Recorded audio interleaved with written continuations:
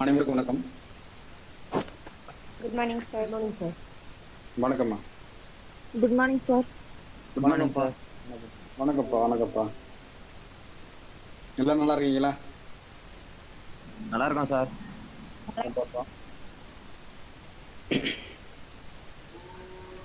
எல்லாம் படிச்சுக்கிட்டு இருக்கீங்களா?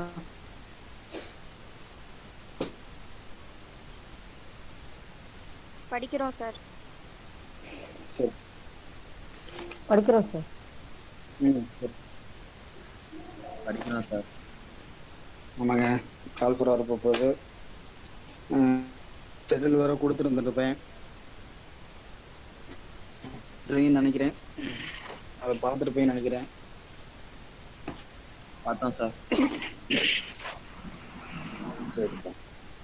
அதில் சேஞ்ச் இருந்துச்சு அப்படின்னா உங்களுக்கு ஏற்ற மாதிரி அதை நம்ம அதை மாற்றுக்கருத்தான் சேஞ்ச் பண்ணி அவங்க அதை நடைமுறைப்படுத்திக்கிங்க. ஒரு வழிகாட்டுதலாக அது இருக்குன்னு நான் நம்புறேன்.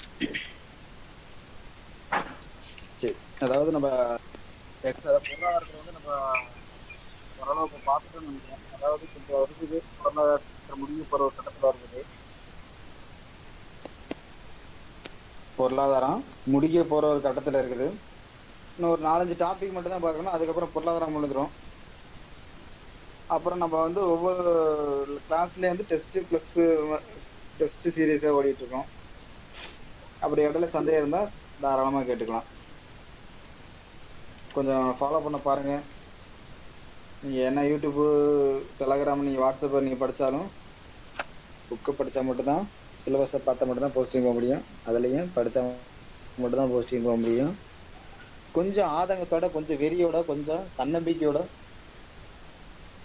கொஞ்சம் படிக்க வந்தீங்க அப்படின்னு சொன்னால் கொஞ்சம் நல்லாயிருக்கும். ஏன்னா அப்படி இருக்கவங்க தான் போஸ்டிங் போயிட்டு இருக்காங்க. அப்படி இருந்தால் தான் போஸ்டிங் போக முடியும். அதையும் நீங்கள் கொஞ்சம் பார்த்துக்க. கொஞ்சம் அசால்ட்டாக இருக்காதீங்க. வாழ்க்கை ரொம்ப பெரியது. சரி, நம்ம பாலிட்டி, அதாவது பொருளாதாரத்தில் லாஸ்ட்டாக என்ன டாபிக் நீங்கள் பார்த்து முடிச்சிருந்தோம்? அது யாரும் சொல்ல முடியுமா? ஐந்தாண்டு திட்டங்கள். 5 திட்டங்கள் நம்ம முடிச்சிட்டோம். ஏற்கனவே வந்து நல்லடமாக பார்த்துருந்தோம். இல்லை வந்து அடுத்த பட்சத்தில் ஃபுல் அண்ட் ஃபுல் நம்ம முடிச்சாச்சு, அப்படித்தானே? ஆமாங்க சார்.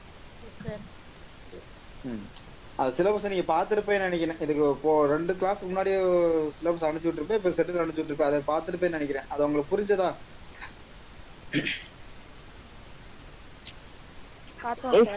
புரிஞ்சுது சார். சரி.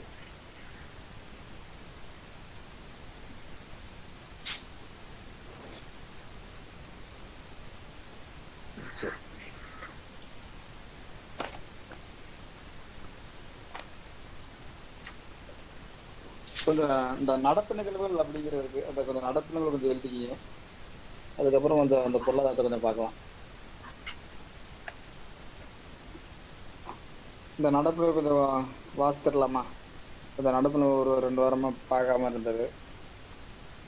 அந்த நடப்புல கொஞ்சம் கேள்வியும் கேட்டுட்டு அதுக்கப்புறம் ஆரம்பிச்சோம்னா கொஞ்சம் நல்லா இருக்குன்னு நினைக்கிறேன். ஏன்னா அதை எப்படி படிக்கிறீங்கன்னு நான் தெரிஞ்சுக்கணும்ல. நான் படிக்கிறீங்களா இல்லையா அப்படிங்கறத நான் தெரிஞ்சுக்கணும்ல. குரூப்ல ஆட் பண்ணி இருக்கிறவங்க என்னோட வந்து பேசி இருந்திருப்பேன் நினைக்கிறேன். அது உங்களுக்கு எல்லாமே புரிஞ்சு வந்திருக்கும். நீங்க என்ன படிக்கிறீங்க, எப்படி இருக்கீங்க அப்படிங்கறத நான் கொஞ்சம் டெஸ்ட் பண்ணி பார்த்தாதான் வந்து அடுத்த கிளாஸ் எப்படி எடுக்கலாங்கிறத நம்ம அடுத்த லெவலுக்கு நம்ம போக முடியும். ஆகையினால இப்போ ஒரு 2 3 கேள்வி மட்டும் கேட்டுக்கிறேன்.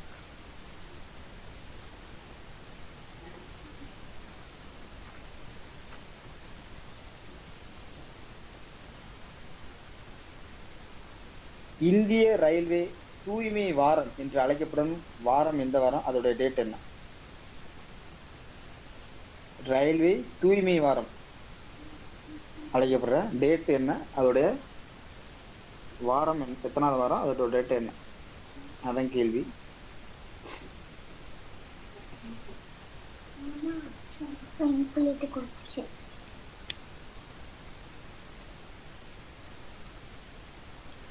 ஆகஸ்ட் 10ல இருந்து 15 சார். சரி, ஆகஸ்ட் 10ல இருந்து 15 தான் வந்து இந்திய ரயிலோட தூய்மை வாரமாக கடைபிடிக்கப்படுகிறது. சரி,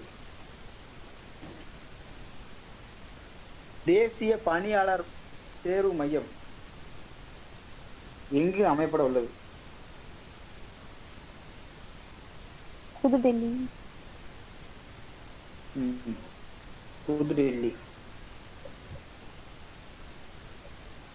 கரெக்ட் தான், புதுடெல்லி தான்.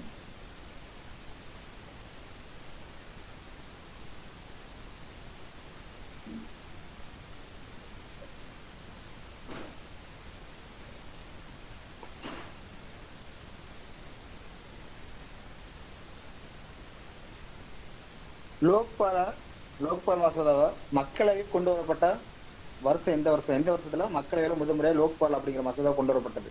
ஆண்டு. லோக்பால் மசோதாவை முதல் முறையா மக்களவையில கொண்டு வரப்பட்ட ஆண்டு?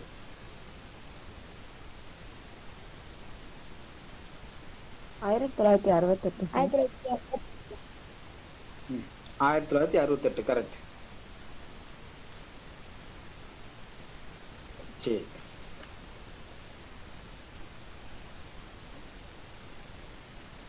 லோக் ஆயுக்தா தமிழ்நாட்டில் எந்த ஆண்டு கொண்டு வரப்பட்டது? லோக் ஆயுக்தா தமிழ்நாட்டில் எந்த ஆண்டு கொண்டு வரப்பட்டது? 1950 சார். மறுபடியும் சொல்லுங்க தோழரே. 1950 சார். 2013. 2013 தான் வந்து Lok Ayukta. Okay sir. 2013 December 17. Okay sir. December 17 தான் கொண்டு வரதுங்க. லோக் பால் 2018 ஜூலை 9 கொண்டு வந்தாங்க. லோக் ஆயுக்தா வேற, லோக் பால் அப்படிங்கிறது வேற. 2015 ஜூலை 9 லோக் பால். லோக் ஆயுக்தாங்கிறது 2013 டிசம்பர் 17. சரி, அடுத்த கேள்வி. சார் லோக் பால் தானே சார் டிசம்பர் 17, 2013. லோக் ஆயுக்தா தானே சார் 2018 ஜூலை 9. ஆமாப்பா, அது லோக் ஆமா, லோக் ஆயுக்தாங்கிறது மாற்றி சொல்லிட்டாருன்னா 2018 ஜூலை 9. லோக் பாலுங்கிறது 2013. கரெக்ட் தான். அப்போ இந்த லோக் பால் லோக் ஆயுக்தாங்கிறது ரெண்டுமே ஒன்று தான். அது மத்திய மாநில அப்படின்னு சொல்லி தெரியும். அதை நீங்க பார்த்துருந்துருப்பீங்க. சரி,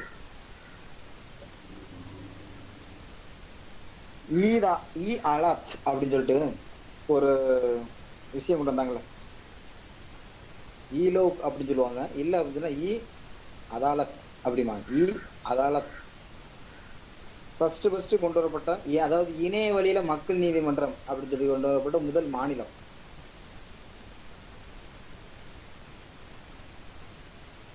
லோக் அதாலத் அப்படிங்கிறது வந்து லோக் அதாலத் அப்படிங்கிறது இ லோக் அப்படிம்பாங்க, இல்லைன்னா லோக் அதாலத் அப்படிம்பாங்க. அது வந்து மக்கள் நீதிமன்றம் அப்படின்னு சொல்லுவாங்க. அதான் உண்மை. இணைய வழியில மக்கள் நீதிமன்றம் கொண்டு வரப்பட்ட மாநிலம் குஜராத்தா சார்? இல்லைங்க, நம்ம சத்தீஸ்கர் மாநிலம். சத்தீஸ்கர் மாநிலம் அப்படிங்கிற ஒரு மாநிலத்துல ரீசெண்டா வந்து நம்ம வந்து கொரோனா ட்ரிப்னால கொண்டு வந்ததெல்லாம் பட்சத்தில் அந்த லைன்ல கொண்டு வந்ததுனால 2 வழிமுறையாக அது பின்பற்றப்படுகிறது. நாட்டிலேயே முதல் முறையாக இணைய வழியில மக்கள் நீதிமன்றம் அமல்படுத்திய மாநிலங்கள் பட்டியல முதலிடத்துல இருக்கு சத்தீஸ்கர் மாநிலம்.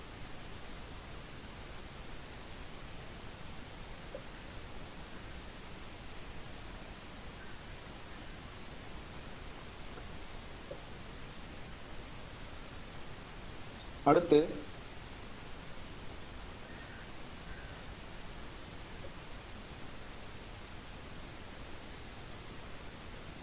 குடிசையை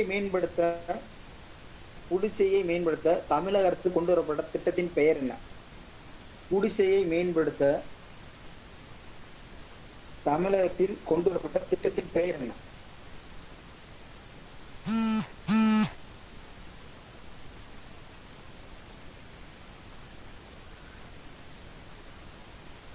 என்னங்க?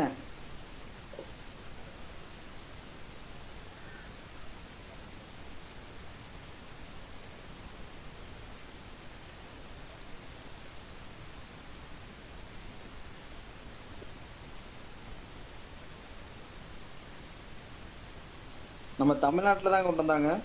குடிசையை மேம்படுத்துறதுக்காக தமிழக அரசு ஒரு திட்டத்தை கொண்டு வந்தாங்க. பசுமை பசுமை திட்டம் கொண்டு வரலங்க. பசுமை பசுமை திட்டமா திட்டம் சார்? சொல்லுங்க. சார் குடிசை மாற்று வாரியம் கொண்டு வந்தாங்களா? அது சொல்றீங்களா? இல்லைங்க, அது ஒரு திட்டத்தோட பேரு வாழ்விட மேம்பாடு திட்டம் அப்படிங்கிற ஒரு திட்டம் கொண்டு வந்தாங்க. அதாவது வாழ்விட மேம்பாடு திட்டம், அத்திட்டத்தோட பேர் அது வாழ்விட மேம்பாடு திட்டம். அதாவது குடிசையை மேம்படுத்துறதுக்காக ஒரு திட்டம் கொண்டு வந்தாங்க தமிழக அரசு. அத்திட்டத்தோட பேரு வாழ்விட மேம்பாடு திட்டம். அந்த திட்டத்துக்கு கூட ஒரு 3 லட்சம் தான், அதாவது உலக வங்கி தான் அதை வந்து என்ன சொல்றது, அதுக்கு உலக வங்கி தான் உதவி பண்ணது அப்படின்னு கூட சொல்லுவாங்க. உலக வங்கி கிட்டத்தட்ட 1500க்கு மேற்பட்ட கோடி ஒதுக்கீடு செஞ்சு உதவி செஞ்சது. அதையும் 3 நகரங்களுக்கு மட்டும்தான் அது அந்த குடிசையை மேம்படுத்தணும் அப்படிங்கிற ஒரு அந்த வாழ்விட மேம்பாடு திட்டத்தின் அடிப்படையில் கொண்டு வந்தாங்க. 3 எந்தெந்த அப்படிங்கிற திருவள்ளூர், காஞ்சிபுரம் அந்த ஏரியா தானே சார்? அதேதான், திருவள்ளூர், காஞ்சிபுரம், சென்னை, இந்த 3 நகரம் தான். சென்னை.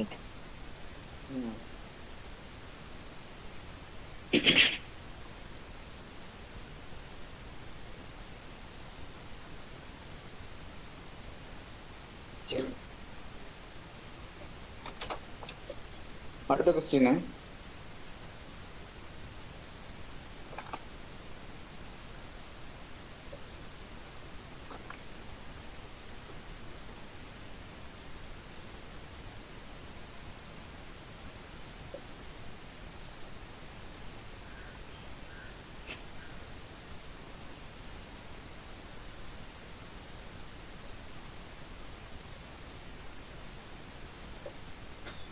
G20 தலைமை தாங்கிய மன்னர் யார்?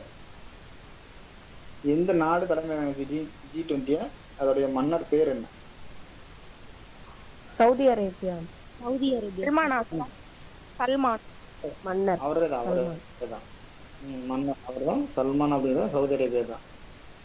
G20 அந்த தலைமை தாங்கிறதுனா G20 சம்பந்தமாக எந்த ஒரு மாநாடு ஒரு விஷயமா ஃபங்க்ஷன் இருந்தாலும் அதை தலைமை தாங்கி நடத்துறது அந்த நாட்டுடைய பொறுப்பு. சரி, உலகம் திட்டம் எதனுடன் தொடர்புடையது? உலகம் திட்டம்னா என்னங்க அர்த்தம்?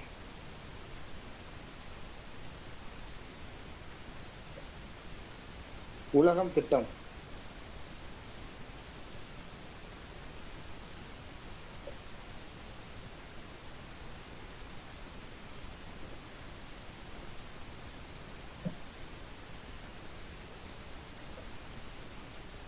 அந்த உலகம் திட்டத்தின் அடிப்படையில் என்ன கொண்டு வர்றாங்க? அதாவது வண்டலூர் உயிரியல் பூங்காவோட ஒரு வனவிலங்கு சரணாலயத்தை இணைக்கப்பட்டது. அதனுடைய திட்டத்தின் அடிப்படையில் தான் இணைக்கப்பட்டது.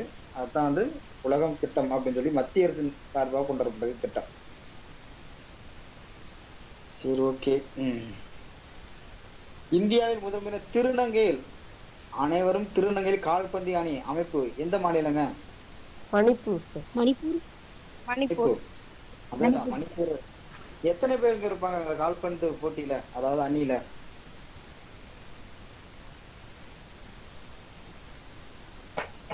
பேரா சார்? அதுக்கு 11 பேருங்கிறது கிரிக்கெட்டுங்க. சப்ஜெக்ட் 2 பேர் இருந்திருக்காங்க. 9+2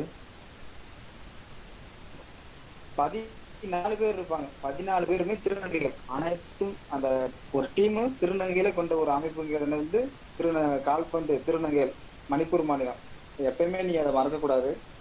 திருநங்கை சம்பந்தமா வந்தா நாளைக்கு என்ன கிழமைன்னு கேட்டா எப்படி சொல்றோமோ அதுக்கு ஏற்ற மாதிரி நம்ம சொல்லணும் ஒவ்வொரு கொஸ்டினும். அதுல முக்கியமானது ஏன்னா நம்மளுக்கே வந்து ஒரு சில டயத்துல கிழமையே தெரியாது, நாளைக்கு என்ன கிழமை, ஐயோ நாளைக்கு வெள்ளிக்கிழமை அப்படின்ற மாதிரிலாம் ஒரு சில பேர் ஷாக் ஆகுறத காலகட்டத்துல தாண்டி வந்திருப்பீங்க. காலகட்டத்துல இருக்கலாம், யாரு கண்டா அப்படி கூட இருக்கலாம். இன்னைக்கு என்ன டேட்டு கூட தெரியாம கூட இருப்பாங்க. சரி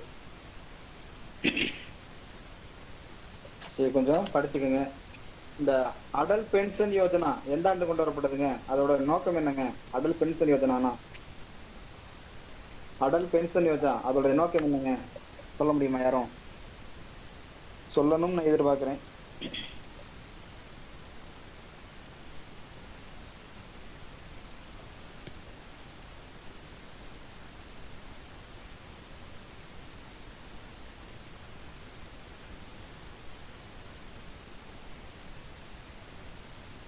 சரி, முறைப்படுத்தப்படாத தொழிலாளர்களுக்கான ஓய்வூதியம்.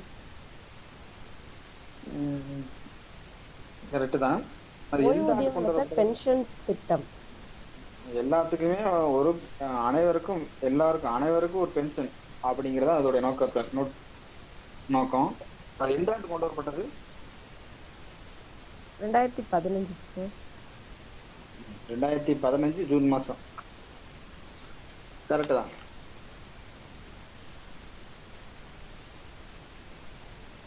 மே மாசம் இல்லையா சார்? இல்லைங்க, ஜூன் மாசம் தான் கொண்டு வந்தாங்க. சரிங்க சார். சரி, ஓகே, கொஞ்சம் படிங்க, கொஞ்சம் பார்த்துக்குங்க. பாலிட்டில ஒரு 2 கொஸ்டின் கேட்கவா? கேளுங்க. பாலிட்டில கொஞ்சம் தெரிஞ்சா சொல்ல போற, இல்லைன்னா நீயே சொல்ல போற. எதுக்கு நீ கேள்வி கேட்டுக்கு இருக்க? அப்படியா? கேளுங்க சார். சரிங்க.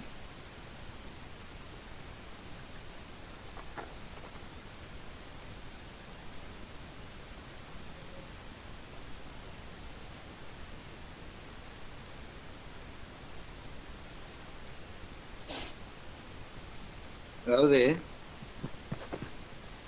அடிப்படை கடமை இந்திய அரசியலமைப்புல சாராத ஒண்ணு அடிப்படை கடமை அப்படிங்கிறது. அது நான் கிளாஸ் நடத்த சொல்லியிருப்பேன். அது புரிஞ்ச விஷயம் உண்மைதான். என்ன அப்படின்னா அடிப்படை கடமை அப்படிங்கிறது சார் வாய்ஸ் பிரேக் ஆகுது சார். நம்ம சாராத ஒன்று. இது அடிப்படை கடமை. அடிப்படை கடமை வேண்டும் என்று பரிந்துரை மேற்கொள்ளப்பட்ட குழு பேர் என்ன? அடிப்படை கடமை வேண்டும் சொல்லிட்டு ஏற்படுத்தப்பட்ட குழு பேர் என்ன? அதாவது கமிட்டி பேர் என்ன?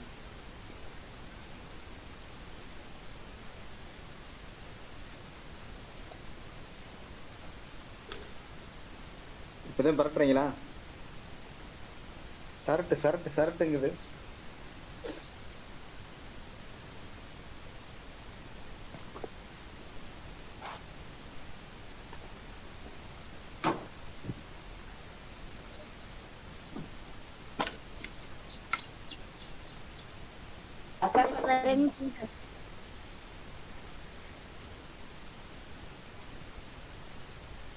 ஸ்வரன் சிங் கமிட்டியாங்க சார்?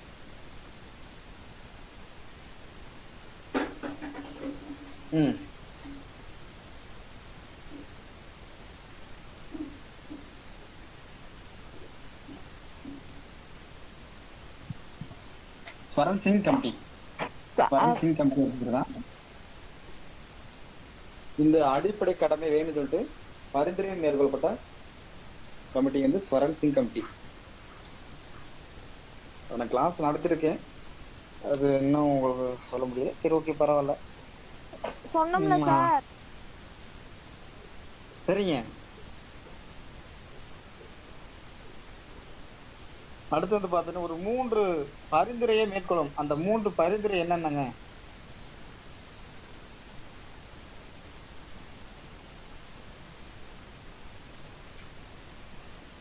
சார், நாட்டிற்கு வரி செலுத்துவது சார். கரெக்ட், அதேதான். அடுத்துங்க, கடமையை மதிக்காம இருந்தா பாராளுமன்றத்துல தண்டனை கிடைக்கும் அப்படின்னு சொல்லியிருப்பாங்க சார்.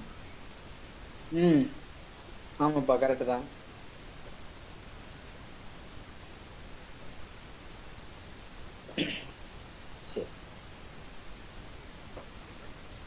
அது மாதிரி இருக்கு, கொஞ்சம் பார்த்துக்குங்க. சரி, ஓகே. நம்ம கொஞ்சம் அந்த அடிப்படை கடமை அப்படிங்கிறது ஆர்டிகல் மட்டும் சொல்லுங்க. அடிப்படை கடமைங்கிறது என்ன ஆர்டிகல் வந்து எந்த ஆர்டிகல் முடிய போகும் சொல்லப்படுகிறது, கூறப்படுகிறது. என்ன ஆர்டிகல் வந்து என்ன ஆர்டிகல் கூறப்படுகிறது? அடிப்படை கடமை 51 51 ஏல இருந்து கே முடிய பேசும். ஏ டு கே அது முடிய அடிப்படை கடமைகள் பேசும்.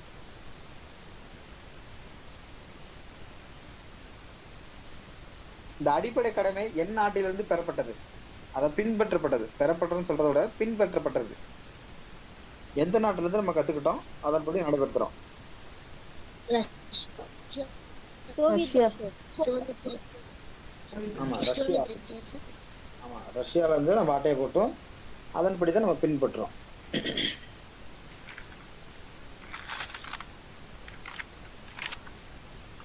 சரி, ஓகே.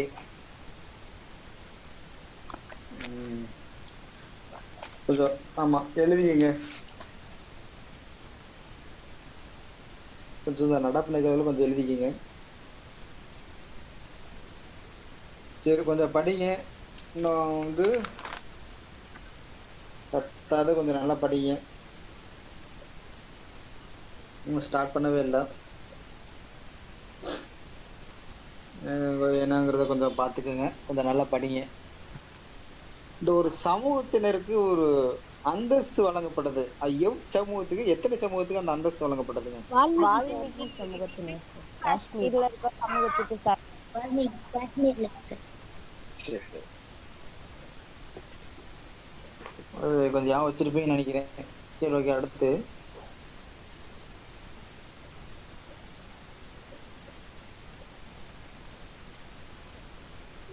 நெக்ஸ்ட் இந்த சிம்லா மாநாடு எங்க நடந்துச்சுங்க? எந்த ஆண்டு நடைபெற்றது? சிம்லா மாநாடு எங்க நடந்தது? சிம்லா மாநாடு கேள்விப்பட்டீங்களா? சிம்லா மாநாடு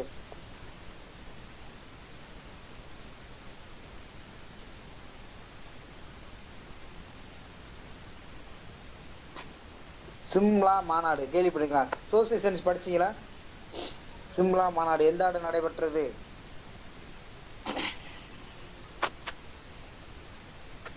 தெரியல சார்.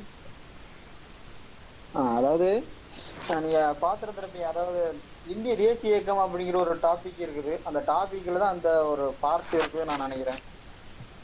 அந்த இதே அதாவது 1945லங்க அந்த சிம்லா மாநாடு 1945 தான் வந்து நடந்தது. அதாவது டெல்லியில் நடந்தது. அது ஜூன் 25 இருந்து ஜூலை 14 முடிய அந்த மாநாடு நடந்தது. அதாவது போராட்டத்தின் அடிப்படையில் மாநாடு. இந்த வருஷம் அடிப்படையில் 1945 தான்.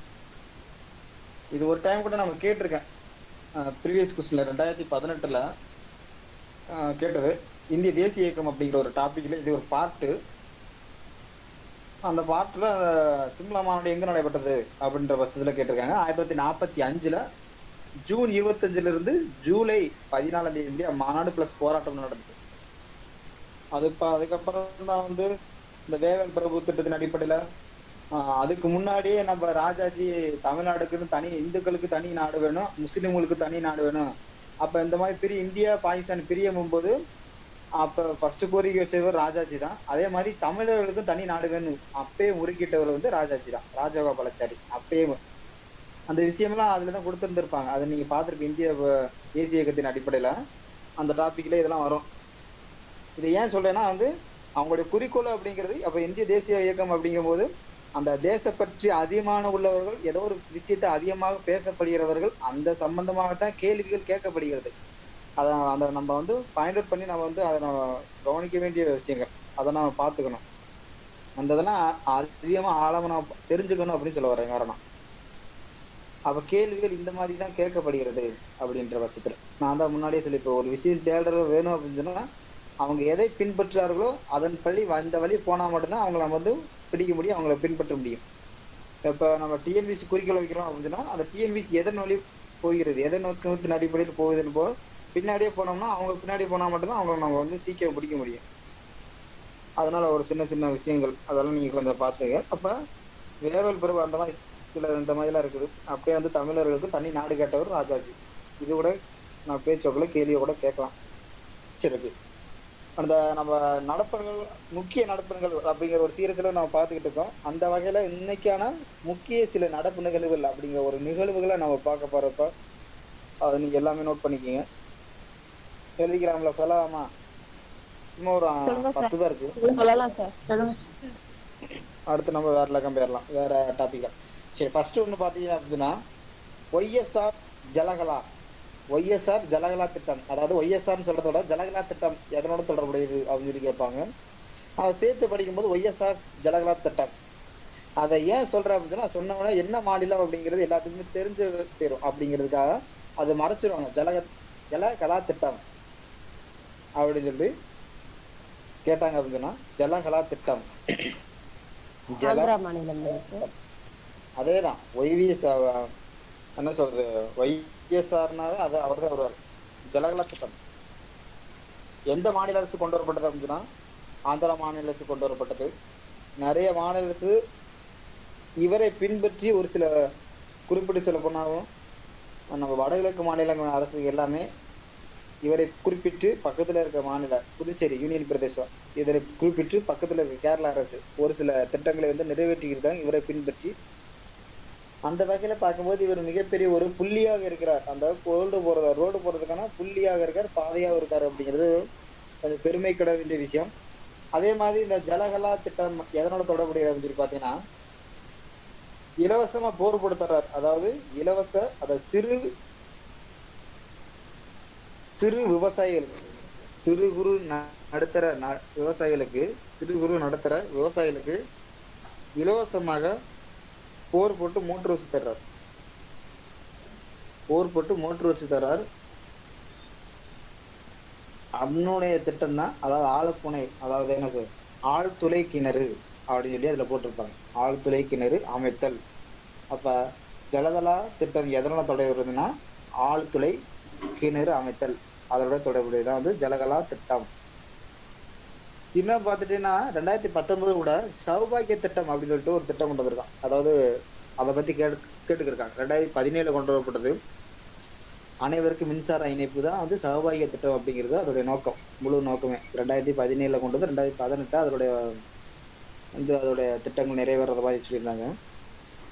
அது பொழுதுனைக்கு அந்த கேள்விகள் கேட்டுக்கிருக்கான். அது வருஷங்கள் ஆனாலும் அதோடைய நோக்கங்கிறது வந்து ஒண்ணுதான். என்ன அப்படின்னு சொல்லி மின்சாரத்து சம்பந்தமாக, அது மனித வாழ்க்கை மின்சாரங்கிறது இன்றியமையாத ஒன்று.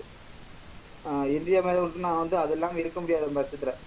இப்ப கரண்ட் இல்ல, 2 நாள் கரண்ட் இல்லைன்னா நாடு தத்தளிச்சு போயிடும்.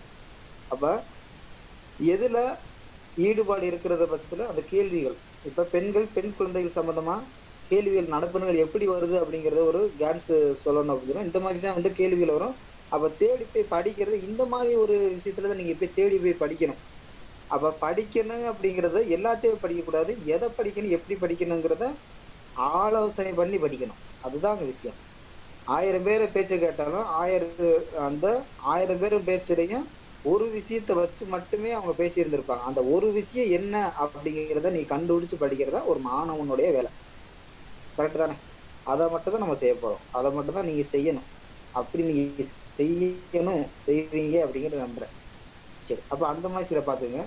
அடுத்து வந்து பாத்தீங்கன்னா சமீபத்தில் வெள்ளி கிரகத்திற்கு விண்கலம் அனுப்ப மத்திய அரசு திட்டமிடப்பட்டுள்ளது. சமீபத்தில் எக்கிரகத்துக்கு விண்கலம்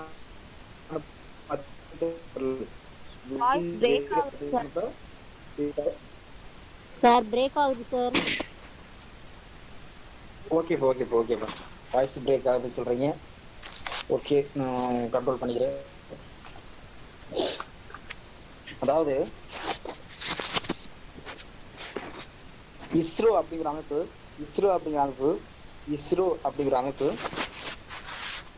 வெள்ளி கிரகத்துக்கு ஒரு விண்கலம் அனுப்ப போகுது.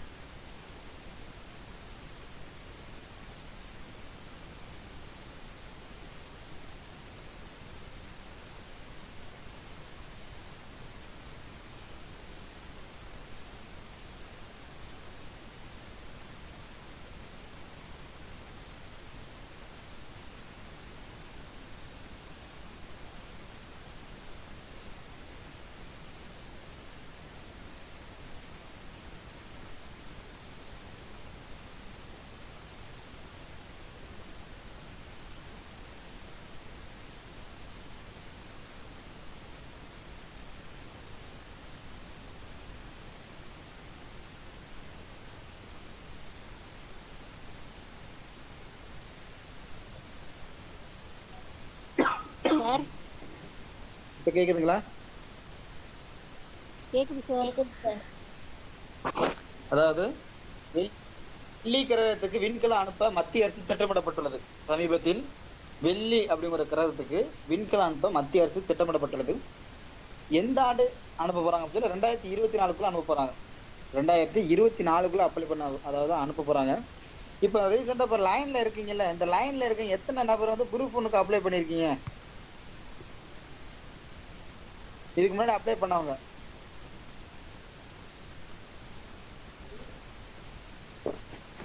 இந்த ஒரு நிமிஷம் எழுது.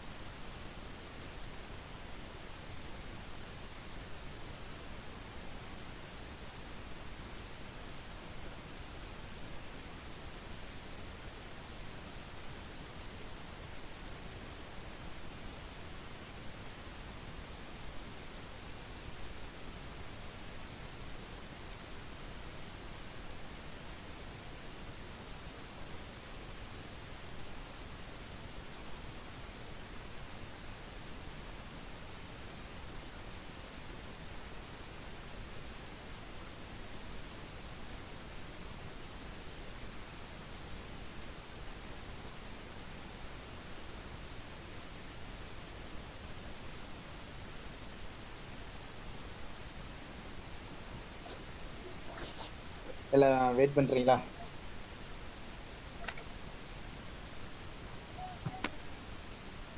பேசுறது கேக்குதுங்களா? கேக்குதுங்க சார். கேக்குது. சரிப்பா சரி. கொஞ்சம் ஒரு சின்ன வேலை, அதனால தான் கொஞ்சம் முடிச்சுட்டு வர்றதுக்கு வரங்களா? சரி ஓகே.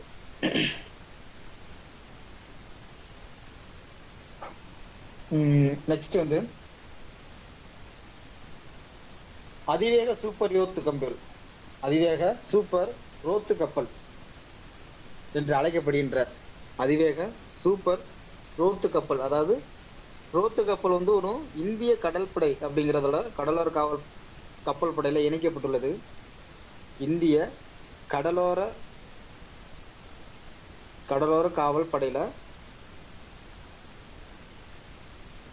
சேர்க்கப்பட்டுள்ளது ஒரு ரோத்து கப்பல். அது அதிவேக சூப்பர் ரோத்து கப்பல் என்று பெயர் அழைக்கப்படுகிறது. 2017 அந்த ரோத்து கப்பல் கட்டப்பட்டு இப்பதான் வந்து ரீசெண்டா அது இணைக்கப்படுகிறது. அதோட பெயர் தான் இப்ப நான் சொல்ல போறது. கனகல பருவா.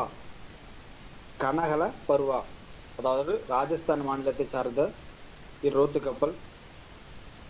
கனகல பருவா அப்படிங்கிற ரோத்து கப்பலுடைய பேர் தான் கடலோட இந்திய கடலோர காவல் படையில இணைக்கப்பட்டுள்ளது ரோத்து கப்பல்.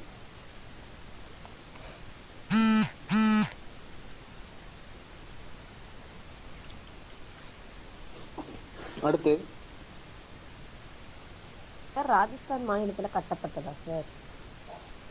ஆமாங்க,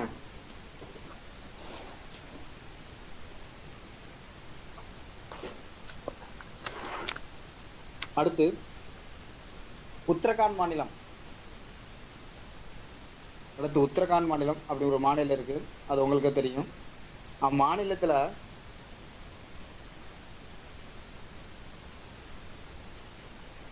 ஒரு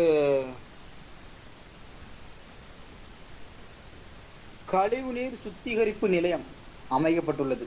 கழிவுநீர் சுத்திகரிப்பு மையம், அதாவது 4 அடுக்கு முறையாக 4 அடுக்கு கொண்ட அந்த கழிவுநீர் சுத்திகரிப்பு மையம் உத்தரகாண்ட் மாநிலத்தில் அமைக்கப்பட்டுள்ளது. ஒரு 2 கிளாஸ் ஒரு 3 கிளாஸ் 4 கிளாஸ் முன்னாடியே சொல்லி இருந்திருப்பேன். ஒரு குகையை வந்து திறக்க போறாங்க அப்படின்னு கூட சொல்லி இருந்திருப்பேன். ஒரு கிட்டத்தட்ட ஒரு 2 கிலோமீட்டர் 2 கிலோமீட்டர் பட்சத்துல அந்த ஒரு குகை திறக்க போறாங்க, அது கூட தனிப்பட்ட ஒரு பேர் இருக்கு அப்படின்னு கூட நானும் கிளாஸ்ல நான் சொல்லி இருந்திருப்பேன். நீங்க பாத்துட்டு போய் எழுதி இருந்திருப்பீங்க.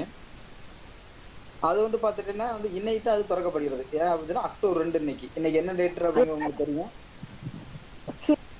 ஹிமாச்சல் டு லடாக்ல சார். ஆமா, அடல் குகை பாதை சார். 2011ல ஸ்டார்ட் பண்ணாங்க சார். 1587 கிலோமீட்டர் வரை இணைக்கிறதுக்காக வேண்டி சார். சரி, இந்த குரூப் 1க்கு அப்ளை யார் பண்ணிருக்கீங்கன்னு சொல்லி கேட்டேன். அதுக்கு யாருமே ஆன்சர் பண்ணவே இல்லை. ஏமா நீலா, நீ அப்ளை பண்ணிருக்கீங்களாமா? இல்லைங்க சார். இல்ல சார், நாங்க எலிஜிபிள் கிடையாது சார். ஓ, அடுத்து வேற யாரும் குரூப் 1க்கு அப்ளை பண்ணிருக்கீங்களா? இதுல யாரும் குரூப் 1க்கு அப்ளை பண்ணிருக்கீங்களா? இதுல யாருமே பண்ணலையா? No sir. அப்ளை பண்ணவங்க யாராச்சும் இருக்கீங்களா அதுல?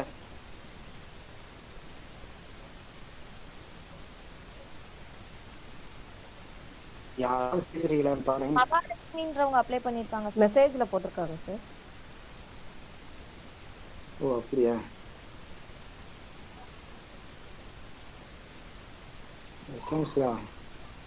மகாலட்சுமி, சரி ஓகே.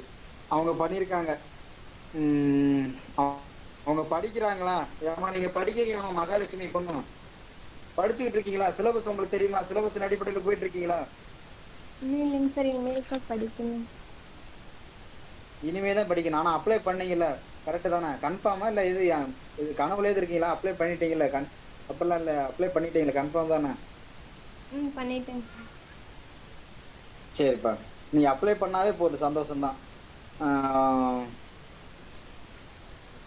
அப்ளை பண்ணிட்டீங்களா? ரொம்ப சந்தோஷம். அது வந்து அப்ளை பண்றது வந்து இப்ப எக்ஸாம் வந்து உங்களுக்கு டேட் வந்து ஜனவரி 3ஆம் தேதி தானே கொடுத்துருக்காங்க, கரெக்டா?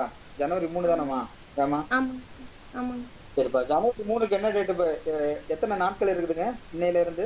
அதாவது இன்னைக்கு 2, நாளைக்கு 3, நாளைக்கு தான் எக்ஸாம் நடக்க போகுது மாதிரி. எத்தனை நாட்கள் இருக்குதுங்க? 90 நாள் இருக்கு. சரி, 90 நாள் இருக்குது. நீங்க என்ன படிக்கிறீங்க? அதாவது என்ன படிச்சிருக்கீங்க? என்ன வேலை பாக்குறீங்க? வீட்டில் தாங்க சார் இருக்கேன். இன்னும் எந்த வேலைக்கு போகல. ஸ்டார்ட் பண்ணியிருக்கேங்க சார் படி. சரி, அதாவது விஐபி லிஸ்ட்ல வந்திருக்கீங்க. போஸ்டிங் போகணும்னா தன்னுடைய தரவு உயரும் அப்படின்ற பட்சத்துல. சரி, சந்தோஷமான விஷயங்கள், பரவாயில்ல. சரி, நீ இப்ப என்ன செய்யறீங்க அப்படின்னா, இப்ப இந்த குரூப் 4க்கு ஒரு செட்டில் போட்டிருக்கீங்க, ஞாபகம் இருக்குங்களா? பார்த்தேங்க சார். பாத்தீங்களா? பார்த்தேங்க சார். சரி, அதுதான் உங்களுக்கு குரூப் 1க்கான செட்டில். சரிங்க சார். அதை நீங்க கொஞ்சம் பாருங்க, கொஞ்சம் படிங்க, கிளாஸ் டெய்லி அட்டன் பண்ணுங்க, சந்தேகம் கேளுங்க. சரிங்க சார். புக்கெல்லாம் வாங்கிட்டீங்களா? வாங்கிட்டேங்க சார். இன்னும் 2-3 புக் மட்டும் தான் வாங்கல, மற்றதெல்லாம் வாங்கியாச்சுங்க. சரி, உட்காந்து படிக்க ஆரம்பிச்சுங்க. இந்த ஒரு 3 வருஷம் 2017, 18, 19 3 வருஷம் ப்ரீவியஸ் கொஸ்டின் மாஸ்டர் இதை எடுத்து உட்காந்து படிக்க ஆரம்பிச்சுக்கோங்க. சரிங்க. அதை நீங்க படிச்சுட்டீங்க அப்படின்னு சொன்னா கொஞ்சம் நல்லா இருக்கும். குரூப் 1 நல்லா கிளியர் பண்ணலாம். பிரிமிலியர் முதன்மை தெளிவுங்க வந்து கொஞ்சம் நல்லா நல்லா வந்துடலாம். உள்ள போயிட்டீங்கன்னா மெயின்ஸுக்குலாம் நான் வந்து உங்களுக்கு நான் மெட்டீரியல் அனுப்பிச்சு விட்டுருவேன். நீங்க ஃபர்ஸ்ட் பாஸ் பண்ணிட்டீங்கன்னா மெயின்ஸுக்கு நான் எல்லாமே மெட்டீரியல் அனுப்பிச்சு விடுவேன். சரிங்களா? Okay sir. சரிங்களாப்பா? நீங்க நம்பிக்கையோட வந்து கிளாஸ் அட்டன் பண்ணுங்க. நம்பிக்கையோட வந்து எக்ஸாம் எழுதுங்க. சரி. நம்ம எல்லாமே வந்து என்ன சொல்றது, அதுக்காக தானே வந்து இருக்கோம். சரிங்களா? ஆமா ஆமா குரூப் மெயின்ஸ் முதல்ல கிளாஸ் மெட்டீரியல் நான் கொடுத்துருவேன். அதை பத்தி பயப்பட வேணாம். நீங்க நல்லா மட்டும் படிச்சா போதும். புரியுதுங்களா? புரியுதுங்க. ஒரு 3 மாசத்துக்கு நல்லது கெட்டதுக்கெல்லாம் போகக்கூடாது. சரிங்க சார். போகக்கூடாதுன்னா மைண்ட் செட்டை வந்து கொஞ்சம் கண்ட்ரோல் பண்ணிக்கணும். Okay sir. இந்த 3 மாசத்துக்கு நடக்காது, இருந்துட்டாலும் கொஞ்சம் நல்லா படிங்க. குரூப் நல்லா கிளியர் பண்ணுங்க. சரி. அதுக்கு உதவி எல்லாம் பண்ண தயார் நாங்க. தேங்க்யூ. சரி, நம்ம அடுத்தது நம்ம போயிடலாம். இப்ப நம்ம பார்த்துட்டு இருக்கிறத பார்க்கும்போது என்ன செய்யறதுன்னா, என்ன சொல்றது, கழிவுநீர் சுத்திகரிப்பு நிலையம் எங்க அமைக்க போறாங்க? உத்தரகாண்ட் மாநிலத்துல. இந்த குரூப் பொண்ணு அந்த எக்ஸாம் எழுதுற பொண்ணு நல்லா கேட்டீங்க. இந்த நடப்பு கொஞ்சம் நல்லா பார்த்துட்டு போங்கம்மா. நம்ம சொல்றது எல்லாமே வந்து கொஞ்சம் நல்லா வரும்னு நினைக்கிறேன். அதே மாதிரி எல்லா விஷயத்தையும் கொஞ்சம் பார்த்துட்டு போங்க. சந்தேகம் வந்து இடையில நீங்க கேள்வி கேளுங்க. அதுக்கான எல்லா பதிலும் நாங்க காத்துக்கிட்டு இருக்கோம். சரி, இப்ப சுத்திகரிப்பு சந்தோஷம். சுத்திகரிப்பு நீர் சுத்திகரிப்பு நிலையம், அதாவது கழிவுநீர் சுத்திகரிப்பு நிலையம், அதாவது 4 அடுக்கு முறையான கழிவுநீர் சுத்திகரிப்பு நிலையம் நாட்டிலே இல்லாத ஒரு அளவுக்கு மிகப்பெரிய ஒரு விஷயத்த வந்து எங்க கொண்டு வந்திருக்காங்க? உத்தரகாண்ட் மாநிலத்தை கொண்டு வந்திருக்காங்க. உத்தரகாண்ட் மாநிலத்துல எந்த 2 இடத்துல கொண்டு வந்திருக்காங்க அப்படின்னா, ஹரித்வார் மற்றும் ரிஷிகேஷ் அந்த 2 இடங்கள்ல இந்த 4 அடுக்கு கொண்ட அந்த கழிவுநீர் சுத்திகரிப்பு நிலையத்தை கொண்டு வந்திருக்காங்க உத்தரகாண்ட் மாநிலத்துல. யாரு தொடங்கி வைத்தாங்க? நம்ம நரேந்திர மோடி தான் தொடங்கி வைத்திருக்காரு. என்னைக்கு அப்படின்னா நேற்று தான். நேற்று என்ன டேட்டு? அக்டோபர் 1. அந்த டேட்டு கூட ஆச்சுங்க. அடுத்து உத்தரகாண்ட் மாநிலத்தில் ஒரு அருங்காட்சியகம் நேற்று தொடங்கி வச்சிருக்காங்க. எங்க அப்படின்னா ரிஷிகேஷ்ல ஒரு அருங்காட்சியகம். எதற்கான அந்த அருங்காட்சியகம் அப்படின்னு சொல்லி பார்க்கும்போது,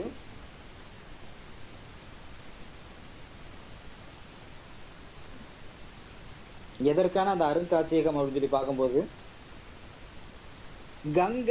கங்கை நீரில் இருக்க கங்கையை பத்தி ஒரு அருங்காட்சியகம். இந்த கழிவுநீர் சுத்திகரிப்பு நிலையம் அப்படிங்கிற ஆரம்பிக்கப்படுறதுக்கு என்ன திட்டத்தின் அடிப்படையில இந்த கழிவுநீர் சுத்திகரிப்பு நிலையம் 4 அடுக்கு கொண்ட இந்த சுத்திகரிப்பு நிலையம் உத்தரகாண்ட் மாநிலத்துல அமைக்கப்பட்டிருக்காங்கன்னு சொல்லி கேட்டீங்க அப்படின்னா, எந்த திட்டத்தின் அடிப்படையில் கீழே அப்படின்னு நவோமி கங்கை திட்டம் அப்படிங்கிற திட்டத்தின் அடிப்படையில இந்த உத்தரகாண்ட் அப்படிங்கிற மாநிலத்துல இது செயல்படுத்த கொண்டு வந்திருக்காங்க. அதை நல்லா நோட் பண்ணிக்கங்க. சார் இப்போ நமாமி கங்கை திட்டத்துக்கு பதிலா வேற ஒரு திட்டம் கொண்டு வந்தாங்கல்ல சார்? ஆமாங்க. அது என்ன திட்டம் சார்? அந்த திட்டம் வந்து இன்னும் அது நடைமுறைப்படுத்தல. இப்ப இதன் அடிப்படையில தான் இப்ப இந்த திட்டம் ஆரம்பிச்சிருக்காங்க. இப்ப இது கொண்டு வந்து 1 வருஷம் கூட ஆகலைங்க இந்த திட்டம் கொண்டு வந்து. ஆமா சார், அது வந்து சரியா செயல்படல அப்படின்னு சொல்லிட்டு போன மன் கி பாத்லயும் பேசியிருந்தேன் சார். பழைய திட்டம் தான் வந்து மறுபடியும் போட்டிருக்காங்க. மறுபடியும் அந்த பழைய திட்டத்துல ஏன்னா வந்து நிதி ஒதுக்கணுங்களா சார்? பிரேக் ஆகுது சார். அப்ப அந்த நிதியில இப்ப திட்டம் வந்து ஒதுக்கி இருக்கான்னு சொல்றாங்களப்பா. பேசுறது கேக்குதுங்களா? இப்போ கேக்குது சார். இப்போ ஒரு பேர்ல கங்கை திட்டம் அப்படின்னு ஒரு ஷார்ட்டா ஒரு திட்டத்தை கொண்டு வந்தாங்கன்னா, அந்த திட்டத்துல வந்து ஏன் ஒவ்வொரு திட்டமும் கொண்டு வர்றாங்கன்னா, அந்த திட்டத்துக்கு நிதி ஒதுக்கி விடுவாங்க. அந்த நிதி ஒதுக்கினதை வந்து அந்த நிதி ஒதுக்கினதை ஒவ்வொரு திட்டத்தின் அடிப்படையில் செலவிடணும். அது கணக்கு காமிக்கணும். கணக்கு காமிக்க மீன்ஸ் இப்ப அந்த இன்னைக்கு வந்து கிராம சபை கூட்டம் கூட இல்ல அப்படின்னு கூட சொல்லி இருந்திருப்பாங்க. ஒவ்வொரு சில கிராமத்துல, எங்க கிராமத்துல நடக்குது கிராம சபை கூட்டம் வந்து எங்க கிராமத்துல நடக்குது. இப்ப லைட்டா நீங்க இப்ப சாதாரண உங்கள்கிட்ட சொல்லணும்னா, இப்ப ஒரு சிண்டெக்ஸ் வச்சுட்டு ஒரு அமௌண்ட் போட்டிருப்பாங்க இந்த திட்டத்தில் கீழே. அதாவது பேரை ஃபுல் நேம் போட்டிருக்க மாட்டாங்க. இங்கிலீஷ்ல BYMA HNO அப்படின்னு சொல்லிட்டு இந்த மாதிரிலாம் இங்கிலீஷ்ல போட்டு இந்த திட்டத்தின் அடிப்படையில வந்து இந்த செயல்பாடு இத்தனை லட்சம் இத்தனை கோடி அப்படின்னு சொல்லி போட்டிருப்பாங்கல்ல. அப்ப அந்த திட்டத்தை முடிச்சுட்டு தான் அதுக்கு பதிலா ஒரு திட்டத்தை அடுத்து சொல்லுவாங்க. அந்த திட்டம் இன்னும் முடியல, அதனால அந்த பேர் என்ன அறிவிச்சதோட நிப்பாட்டி இருக்காங்க. இன்னும் அதை நடைமுறைப்படுத்துற இந்த திட்டத்தை இந்த செயல்பாட்டுக்கு உறுதுணையா இருக்குன்னு சொல்லியிருக்காங்க. அதாவது கிட்ட பாத்தீங்கன்னா ஆஹ், 800 855 கோடி 855 855 கோடி தான் இந்த திட்டத்துக்கு செலவிட்டிருக்காங்க. இந்த நம்ம கழிவுநீர் சுத்திகரிப்பு நிலையம் 4 அடுக்குமுறை 885 கோடி, சாரி 885 கோடி இந்த திட்டத்துல ஒதுக்கீடு செஞ்சு இந்த கழிவுநீர் சுத்திகரிப்பு நிலையம் உத்தரகாண்ட் மாநிலத்தில் அமைச்சிருக்காங்க. இத்தனை கோடிக்கு கணக்கு அமைச்சிருக்காங்க இந்த திட்டத்தை. அதுதான் விஷயங்க.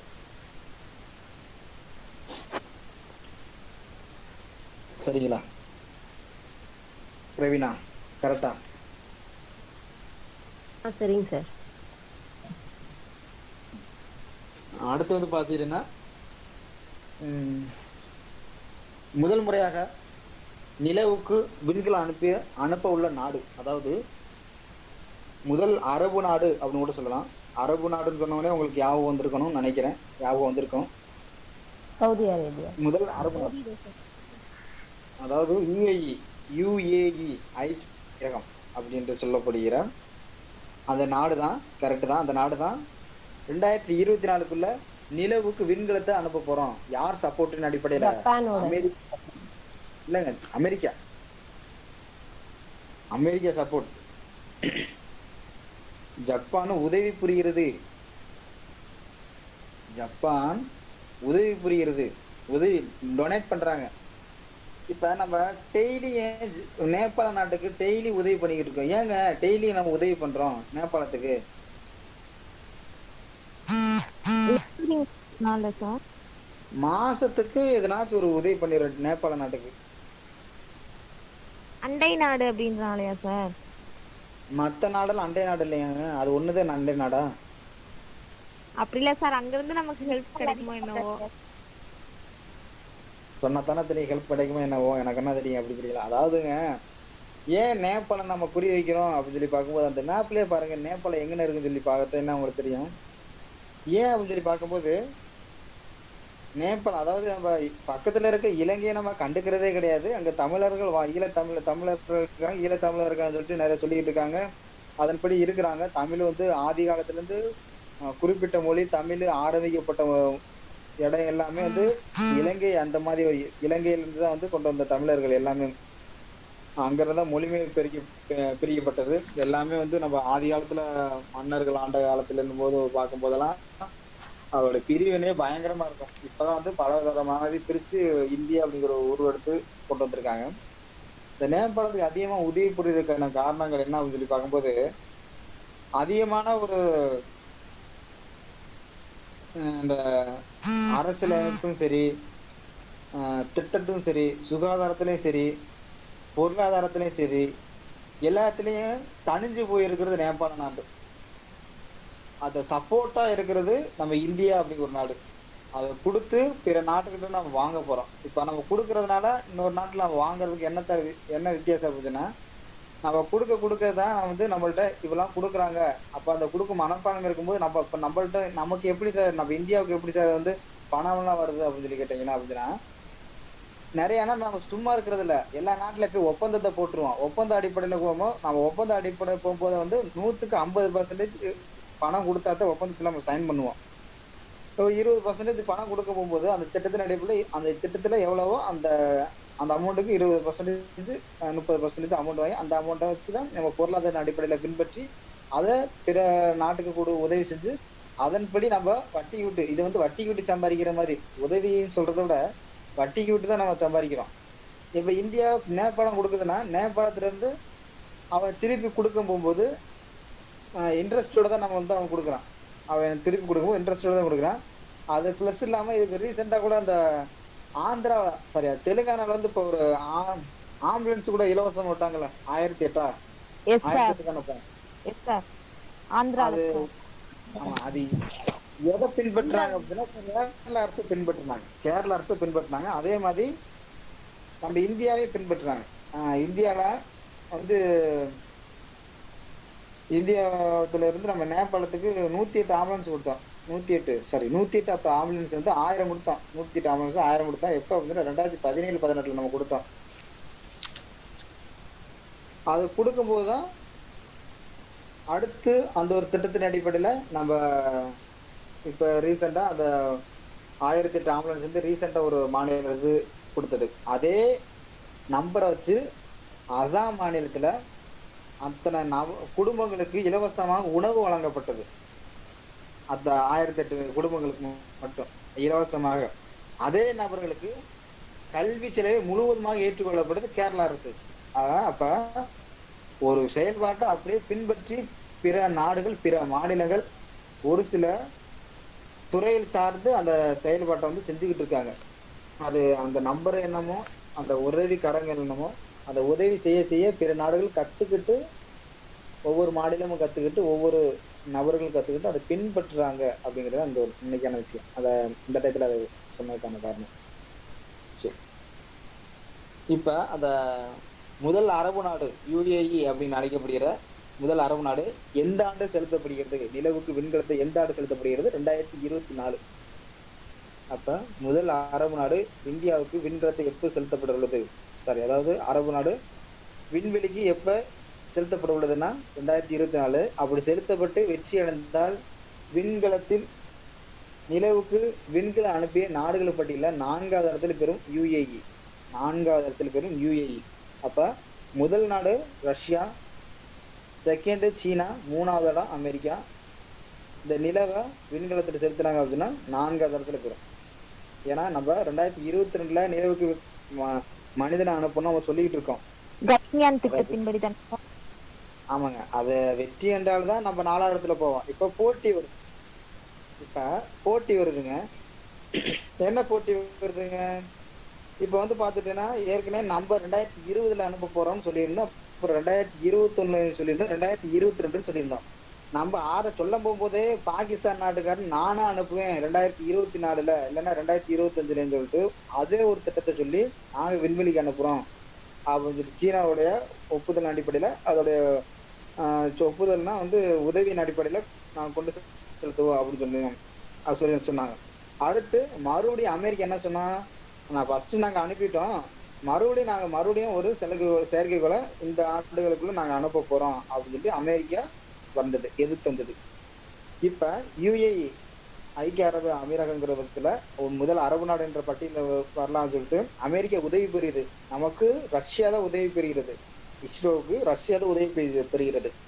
எதுக்கு? இந்த ககன்யான் திட்டத்தின் அடிப்படையில, விண்வெளிக்கு மனிதன் அனுப்பு திட்டத்தின் அடிப்படையில வந்து உதவி பெறுத நாடுகள் பாத்தீங்க போது நம்மளுக்கு ரஷ்யா தான் உதவி காட்டுது. அதே சீனா யாருக்கு உதவி காட்டுது? பாகிஸ்தான் நாட்டுக்கு. அதே பாகிஸ்தான், அதாவது அதே 3வது இடத்துல அமெரிக்கா யாருக்கு உதவி காட்டுது? அந்த UAEக்கு உதவி காமிக்குது. பாருங்க, ஒவ்வொன்றும் ஒவ்வொரு லக்கமும் உதவி காமிக்குது. அந்த உதவிக்காக நாடுகள் பட்டியல முதல் நாடு இருக்கு ரஷ்யா. பெருமைக்கான சொல்லிக்கலாம், அந்த மாதிரி இருக்குது. அப்ப இதுல யார் வெற்றி பெறாங்க, அப்ப இந்த 4வது இடத்துல யார் வர்றாங்க அப்படிங்கிறதா இது மிகப்பெரிய ஒரு விஷயமாக விளங்குகிறது. இது வந்து பாத்தீங்கன்னா மார்க்கெட்டிங் மாதிரி ஆகி போச்சு. பாத்தீங்கன்னா அங்கேயும் போனோன்னு எங்க ப்ராடக்ட் ஃபர்ஸ்ட் வாங்கினீங்கன்னா பயங்கரமா இருக்கும் அப்படின்ற பட்சத்துல அந்த மாதிரி மார்க்கெட்டிங் ஃபீல்டுல பேசும்போது, அப்ப நாங்க வருமா நீங்க வருமானு அங்கேயே தள்ளுமுள்ளாதான் அங்க நடக்கும் போல தெரியும். அப்ப நிலவுக்கு விண்கலம் மனிதன் அனுப்ப போறோம் அப்படின்ற பட்சத்தில் நாடுகள் படியில 4வது இடத்துல யார் வர்றாங்கிறது 2025 தான் தெரியும். அப்படிதான் நம்ம சொல்ல வரோம். அப்ப இப்ப நம்ம காம்படிட்டிவா படிக்கிறோம். வருங்காலங்கள்ல இந்த மாதிரி கொஸ்டின்ஸ் சரியான முறையில் எதிர்பார்க்கலாம் அப்படிங்கிற பட்சத்துல பார்க்கும்போது, அப்ப எந்த நாடுக்கு உதவி பெறுகிறது அப்படிங்கிறத மறுபடியும் சொல்லிடுறேன். 4வது இடத்துல ஃபர்ஸ்ட் 3 இடம் இருக்கிறது ரஷ்யா, சீனா, அமெரிக்கா. இந்த 3 இடம் தான், இந்த 3 நாடுகளும் இருக்குது இந்த 3 இடத்துல. அதாவது விண்வெளி மனித அனுப்பு திட்டத்தின் அடிப்படையில. அப்ப இந்தியாவுக்கு 2022 அனுப்ப போது ககன்யான் திட்டம். சரியா, நம்ம இந்தியா பத்தி ஃபர்ஸ்ட் தெரிஞ்சுக்கணும் ஃபர்ஸ்ட். அப்ப யார் உதவி பெறுகிறா? ரஷ்யா உதவி பெறுகிறது. பிளஸ் DRDOவும் இந்திய அமைப்பு DRDOவும் உதவி பெறுகிறது. ரஷ்யாவும் DRDOவும் எதுக்கு? ககன்யான் திட்டத்துக்கு, மனிதன் அனுப்ப போகும் திட்டத்துக்கு. யாரும்? ரஷ்யா நாடு. அடுத்து சீனா அப்படிங்கிற நாடு, பாகிஸ்தான் நாட்டுக்கு உதவி புரியுது. 2024 அவன் வந்து விண்வெளிக்கு மனிதன் அனுப்ப போறேன்னு சொல்லியிருக்கான். யாரோட உதவியில? சீன நாட்டு உதவியில. சம்பந்தமே இல்லாத முதல் ஒரு அரபு நாடை வந்து நீ செலுத்து அப்படின்னு சொல்லிட்டு நான் உதவி புரியுறேன் அப்படின்னு சொல்லிட்டு அரபு நாடு இருக்கிறேன். அப்ப அவன் UAEங்கிறது வந்து வெற்றி அடைவா முடிஞ்சு அப்படின்னா அரபு நாடுகள் பட்டியல முதல் நாடா வைக்க உட்காந்துருவான். புரியுதுங்க? புரியுது. அப்ப அரபு நாடு முதல் நாடா வர்றதுனா இப்ப ரஷ்யா அப்ப ரஷ்யா வந்து தள்ளப்பட்ட மாதிரி ஒரு சுச்சுவேஷன் வரும். அப்ப உலக நாடு வந்து முதல் நாடு இருந்துட்டாலும் அந்த வழிகாட்டுதல இருக்கும். ஆனா அந்த அரபு நாடு பட்டியல முதல் இடத்துல கொண்டு வந்தவர் யாரு அப்படின்னா நம்ம யூஏ அப்படிங்கிறவங்க. சரி, அதாவது பாகிஸ்தானுக்கு உதவி புரிகிறது யார் அப்படின்னு பாத்தீங்கன்னா சீன நாடு தான். 2024 நம்ம 2021 தான் நம்ம வந்து என்ன சொல்றது 2021 தான் 2020 சொல்லியிருந்து இப்ப 2022 தள்ளப்பட்ட நம்ம. அடுத்து 2021 வரப்போகுது. இப்ப ரீசெண்டா வந்து பீகார்ல வர எலெக்ஷன் நடக்க போகுது அக்டோபர் 3 மற்றும் 7. சாரி அக்டோபரா நவம்பர் 3 மட்டும். நவம்பர். ஆமா நவம்பர். அக்டோபர் 28 தான் வந்து நாமினேஷனே கொண்டு வர்றாங்க. ஆமா நவம்பர் 3, 7. அதுக்கப்புறம் பாத்தீங்கன்னா ஏப்ரல்ல நம்ம நாமினேஷன் கொண்டு வருவோம். எலெக்ஷன் வந்து ஜூன் மாசம் ஜூலை மாசம் எலெக்ஷன் வைப்பாங்க. அப்ப அமெரிக்கால வந்து நவம்பர்ல தான் எக்ஸாம் என்னங்கண்ணா அமெரிக்க அதிபர் தேர்தல் நவம்பர்ல தானே சார் வருது? ஆமாங்க அதுவும் நவம்பர்ல தான் வருது. நமக்கு நம்ம தமிழ்நாடுக்கு எலெக்ஷன் கிட்டத்தட்ட 5 மாநிலத்துல வரப்போகுது இந்த வருங்காலங்கள்ல. அது என்னென்ன மாநிலம் அப்படிங்கிறது சொல்லி இருந்திருப்பேன். நமக்கு வந்து ஏப்ரல் மாசம் இல்லைன்னா ஜூன் மாசத்துக்குள்ள எலெக்ஷன் முடிஞ்சிடும். நமக்கு தேவையான ஒண்ணு என்ன ஆகுதுன்னா எலெக்ஷனுக்கு முன்னாடி ஒரு எக்ஸாம் வருது, எலெக்ஷனுக்கு அப்புறமும் எக்ஸாம் வருது. அப்ப எலெக்ஷன் அப்படிங்கிற ஒரு கரும்புள்ளி நம்மளுக்கு 2021 உட்காந்தியாச்சு. அப்ப அந்த 2021 2 எக்ஸாம் வரும். எப்படி பார்த்தாலும் இங்கிட்டு 2 எக்ஸாம், அங்கிட்டு 2 எக்ஸாம், எந்த எக்ஸாம் வேணாலும் வந்துகிட்டு இருக்கோம். அப்ப எக்ஸாம் பத்தி குறைவே இல்லை. அப்ப நம்ம படிக்கிறதெல்லாம் குறைவு இருக்கு. அப்ப நம்ம படிக்கிறத நம்ம கிளியர் பண்ணணும். சரிங்களா? அததான் நம்மளுடைய நோக்கமா இருக்கணும். அதெல்லாம் நம்மளுடைய எண்ணமா இருக்கணும். எக்ஸாம் முன்னாடி எக்ஸாம் நடக்குதுங்க. அதாவது எலெக்ஷனுக்கு முன்னாடி எக்ஸாம் நடக்குது, எலெக்ஷன் முடிஞ்சிருக்கால எக்ஸாம் நடக்கும். ஏன்னா வந்து ஆட்சி அமைச்சவனே எல்லாம் ஓட்டு வாங்குது. நம்ம இளைஞர் ஓட்டு வாங்குறது கிட்டத்தட்ட பாத்தீங்கன்னா அது வேலை இல்லாம இருக்கிறது 2 கோடிக்கு மேல இருக்காங்க. சரிங்களா? அப்ப அந்த ஓட்டெல்லாம் வாங்குறதுக்கு முன்னாடி எக்ஸாம் கண்டிப்பான முறையில் வைப்பாங்க. ஓட்டு வாங்கினோடனே போஸ்டிங் உட்காந்தோடனே அவங்க எதனா செய்யணுமே அப்படின்னு சொல்லிட்டு அப்போ ஒரு எக்ஸாம் வைப்பாங்க. நமக்கு தேவை எக்ஸாம் அப்படின்னு சொல்லிட்டு அந்த குறிகளை மட்டும் உட்காந்து வச்சுட்டு படிச்சோம்னா போதும். சரி, நம்ம அடுத்தது போயிடலாம். அப்ப நவம்பர் 3 மற்றும் 7 அந்த லைன்ல தான் வந்து என்ன வருது? பீகார் எலெக்ஷன். பீகார் மாநில தேர்தல். சொல்றதெல்லாம் கேட்குன்னு நினைக்கிறேன், பாக்குறீங்கன்னு நினைக்கிறேன். அது இடையில பார்க்கும்போது ஒரு சில இடையில இந்த லாஸ்ட்ல போகும்போது நம்ம தமிழகத்துல எத்தனை சட்டப்பேரவை தேர்தல் வந்து இடைத்தேர்தல் வைக்க போறாங்க, அதாவது காலியிடமா இருக்குது, இடைத்தேர்தல் வைக்க போறாங்கன்னு சொல்றத விட காலியிடமா இருக்குது அப்படின்னு சொல்லி வருங்காலங்கள் எக்ஸாம்ல கேட்பாங்க. அப்ப பார்க்கும்போது நம்ம தமிழகத்துல 2 சட்டப்பேரவை தேர்தல் வந்து காலியிடமா இருக்கு. 2 இடத்துல காலியிடமா இருக்கு. அது எந்தெந்த இடம் சொல்லி ஏன் அப்படின்னு சொன்னா அவர் இறந்து போயிட்டாங்க. அப்படின்ற பட்சத்துல அந்த இறந்து போயிட்டாங்கன்னா எத்தனை மாசத்துல எலெக்ஷன் வைக்கணும் அப்படிங்கிறது உங்களுக்கு தெரிய வரும். எத்தனை மாசத்துல எலெக்ஷன் வைப்பாங்க வைக்கணும் சட்டப்படி? 6 மாசத்துக்குள்ளயா சார்? 6 மாசம் கண்டிப்பா நம்மளே மாற்று கருத்துல சந்தோஷமான விஷயம். அதுல வந்து பார்க்கும்போது தமிழகத்துல குடியாத்தம் கரெக்ட் தான். குடியாத்தம் அப்படிங்கிற ஏரியாவும்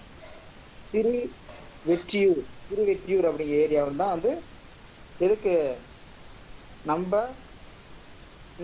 தமிழகத்துல இடைத்தேர்தல், அதாவது காலியிடமா இருக்கிறது 2 தொகுதி. என்னென்னது? குடியாத்தம் மற்றும் திருவெற்றியூர்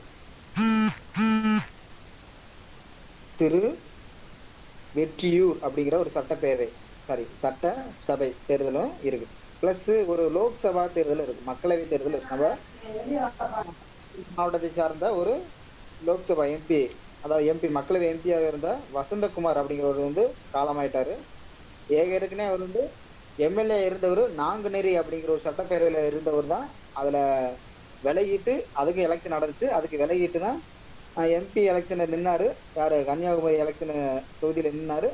காங்கிரஸ் சார்பாக அவர் வெற்றி கண்டார் வசந்தகுமார். அவர் இறந்துட்டதுனால கன்னியாகுமரி அப்படிங்கிற ஒரு மக்களவை தொகுதியே காலியிடமா இருக்குது. இதுல நம்ம தமிழகத்துல. அப்ப மக்களவையில 1 இருக்குது, சட்டப்பேரவையில 2 இருக்குது. அப்ப சட்டப்பேரவையில 2 எது? குடியாத்தம், திருவெற்றியூர்.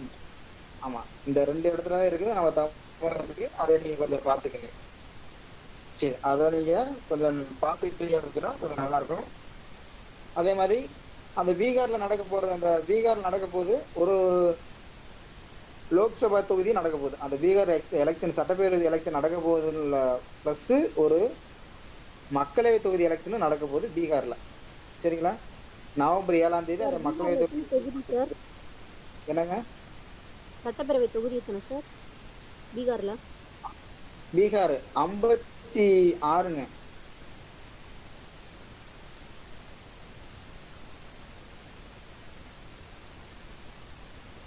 அதுவும் இல்லாம என்ன சொல்றீங்கன்னா வந்து நிறைய இடைத்தேர்தல்லாம் வந்து நிறைய நடக்க போகுது. அதாவது இடைத்தேர்தல் பார்க்கும்போது 54 இடைத்தேர்தல் வந்து நடைபெற உள்ளதுன்னு சொல்லியிருக்காங்க. பார்ப்போம், வருங்காலங்கள் நம்ம பார்க்கலாம். இதான முடிவு எல்லாமே வந்து நவம்பர் 10ஆம் தேதி முடிவு வருவதாக சொல்லியிருக்காங்க. நவம்பர் 10ஆம் தேதி முடிவு வரப்போகுது எலெக்ஷனோட முடிவு. இது சட்டப்பேரவையோட பீகார் மாநிலத்தோட சட்டப்பேரவை முடிவு வந்து நவம்பர் 10ஆம் தேதி முடிவு வந்து வெளியிட உள்ளது. சரி, அவ்வளவுதான் நம்ம போதுன்னு நினைக்கிறேன். இந்த எதுவும் உங்களுக்கு புரிதல் இல்லையா? அதாவது புரிதல் இருக்குதா? புரியுதுங்க சார். நம்ம அடுத்து நம்ம போதுங்களா? நம்ம நடப்புனர்கள் பேரலாமா? அடுத்த டாபிக் நம்ம பேரலாமா? இன்னைக்கு நம்ம நடப்புனர்கள் போதுமா? கொஞ்சம் நல்லா படிங்க. நீங்க படிக்கிறதுலாம் பத்தாது. நீங்க இதெல்லாம் படிக்கிறதே கிடையாது. அதுதான் உண்மை. கொஞ்சம் நல்லா பாருங்க. வருங்காலத்துல ஒரு அந்தஸ்து கொண்டு வர்றதுக்கான முயற்சிகள் எடுங்க. சரி, நம்ம அடுத்ததுக்கு போயிடலாம். நம்ம வந்து பார்க்க போறது எக்கனாமிக்ஸ், இந்திய பொருளாதாரம். நம்ம டாபிக் போட்டு சின்ன டாபிக் நம்ம ஆரம்பிச்சிடலாம். ஒரு சின்ன விஷயம் தான், அதை மட்டும் சொல்லிட்டு நம்மளுடைய பேச்சை நிறைவுபடுத்திடலாம்னு நினைக்கிறேன். ஒரு சும்மா நான் பொழுதுனே அட்வைஸ் கொடுக்குன்னு நினைக்காதீங்க. எதனா சொல்லிட்டு இருக்கான்னு சொல்லிட்டு கால் ஃபார் வரப்போ போகுது. கொஞ்சம் நல்லா படிக்க பாருங்க. இதற்கிடையில தான் உங்களை குழப்பறதுக்கு நிறைய இன்ஸ்டியூட், நிறைய டெலகிராம், நிறைய யூடியூப், நிறைய Facebook surrounding, plus WhatsApp, plus அதே முக்கியமானது ஃப்ரெண்ட்ஸு, அதே முக்கியமானது பலதரப்பட்ட மக்கள், அதே முக்கியமானது பலதரப்பட்ட பேச்சுகள். இதெல்லாம் தாண்டி தான் நீ போஸ்டிங் போக முடியும். இதெல்லாம் ஒமிட் பண்ணா மட்டும் தான் நீ போஸ்டிங் போக முடியும். அவங்க சொல்றாங்க இவங்க சொல்றாங்கன்னு சொல்லிட்டு கண்டலாக்கம் போய் உட்காந்து படிச்சுக்கிட்டு, கண்ட பேச்சு கேட்டுக்கிட்டு, கண்ட மெட்டீரியல் வாங்கி படிச்சுக்கிட்டு டயத்தை வேஸ்ட் பண்ணாம 2020 மாதிரி 19 மாதிரி உங்களுடைய வாழ்க்கையை நீங்க வீணடிச்சிடாதீங்க. 2021ல கொஞ்சம் நல்லா படிச்சு போஸ்டிங் போறதுக்கான பாருங்க. அதுக்கு என்ன ஒரே வழி, புக்கு மட்டும்தான் போஸ்டிங் போக முடியும். அதை பின்பற்றும் முறையும், அது எதன் அடிப்படை, எந்த டாபிக், என்ன பார்ட்டு படிக்கணும் முத கொண்டு நான் பேசியாச்சு.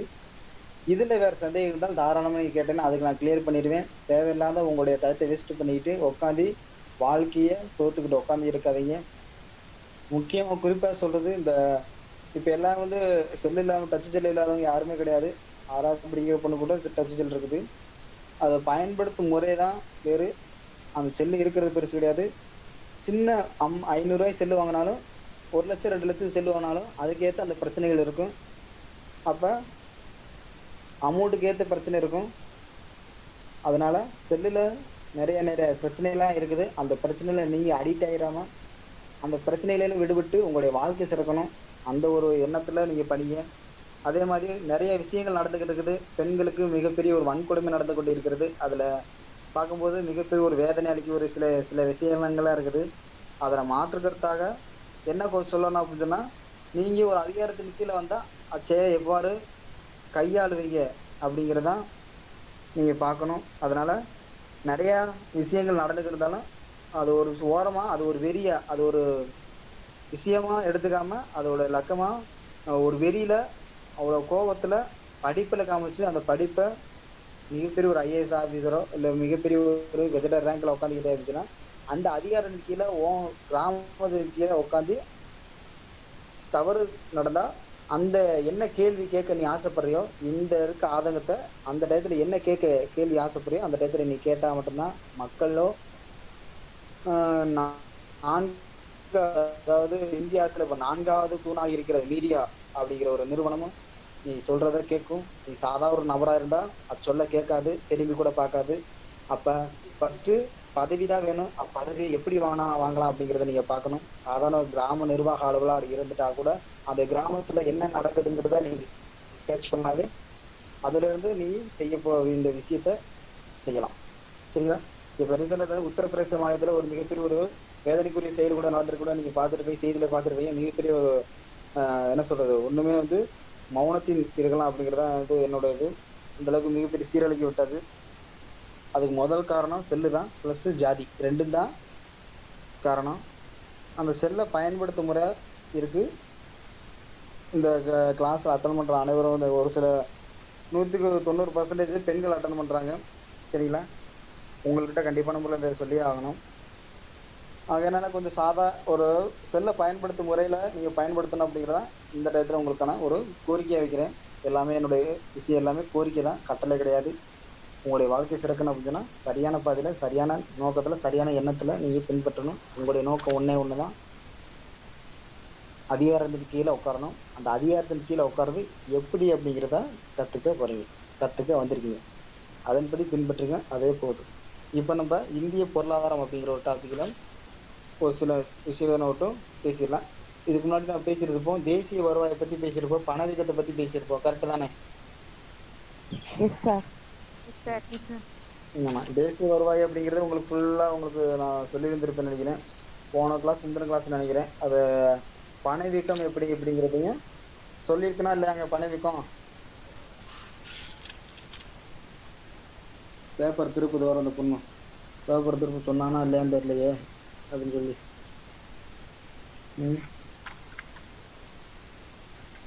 சொல்லியிருக்க மாட்டேன் பணவீக்கத்தை பற்றி. ஒன்றும் இல்லை, சிம்பிளாக சொல்லிட்டு போகிறேன். பணவீக்கத்தை பற்றி சொல்லியிருக்க மாட்டேன். சிம்பிளாக ஒரு டாப்பிக்கோட முடிச்சுக்கிறேன் பணவீக்கத்தை பற்றி. இன்னைக்கு கொஞ்சம் நாளைக்கு நாளான்னைக்கு கூட கொஞ்சம் கிளாஸ் நடத்தலாம். இந்த கிளாஸ் நடத்துங்கிறது உங்களுடைய அபிப்பிராயத்தின் அடிப்படையில் நடத்திக்கிட்டு இருக்குது. நீங்கள் இதை பண்ணுங்க சார், இதை எனக்கு கொடுங்க, அதை கொடுங்க அப்படின்னு சொல்லிட்டு நீங்கள் கேட்டால் மட்டும்தான் நான் பண்ணுவேன். ஆரம்பத்தில் சொல்லிட்டேன். அதனால கொஞ்சம் எதனாச்சும் நீங்கள் கேட்பீங்க அப்படின்னு சொல்லி நான் எதிர்பார்க்கிறேன். அப்போ நீங்கள் உங்களை நான் செய்யலாமுங்கிறத எல்லா விதத்துலேயும் நான் தயாராக இருக்கேன். நீங்கள் கேட்கத்தான் சங்கடப்படுறீங்களா இல்லைன்னு தெரியல. இருந்துட்டாலும் ஒரு சில டயத்தில் நானே ஆதங்கத்தின் கொண்டு ஒவ்வொரு செயல்பாட்டை நான் நடத்தி செஞ்சுக்கிட்டு வர்றேன். உங்களுடைய வேலை கவர்மெண்ட் வேலையில் போகணும். அது எப்படின்னு தான் இந்த நான் சிலபஸ் அடிச்சிருக்கேன். அந்த சிலபஸில் டெஸ்ட்டுன்னு சொல்லிட்டு ஒரு டாபிக் போட்டு டெஸ்ட்டுன்னு சொல்லி போட்டிருக்கேன். பார்த்தீங்கன்னா ஞாபகம் இருக்க பார்த்தீங்களா? இந்த டயத்தில் டெஸ்ட்டுன்னு சொல்லிட்டு பார்த்தோம் சார். அந்த டெஸ்ட் நான் வைக்கலாமா? அந்த டெஸ்ட்டுக்கு நீங்கள் ரெடியா? அந்த டயத்தில் ஓகே சார். நானாத்திலாம் கேட்குறேன் நானு. அந்த டெஸ்ட் நீங்கள் வைங்கன்னு சொல்லி சொல்லவே மாட்டீங்களா?